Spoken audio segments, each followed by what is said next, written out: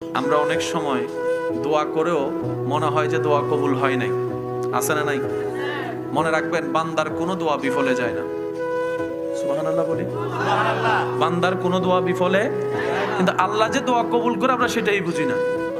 যেমন আপনি মনে করেন দোয়া করলেন, আল্লাহ আমার ইনকামে বরকত দাও, এটা আপনি দোয়া করতে পারেন, কিন্তু আপনি দেখলেন আপনার বেতন ঠিক ওইভাবেই আছে যেভাবে ছিল। আপনি মন খারাপ করলেন যে আমার বরকত হলো কই।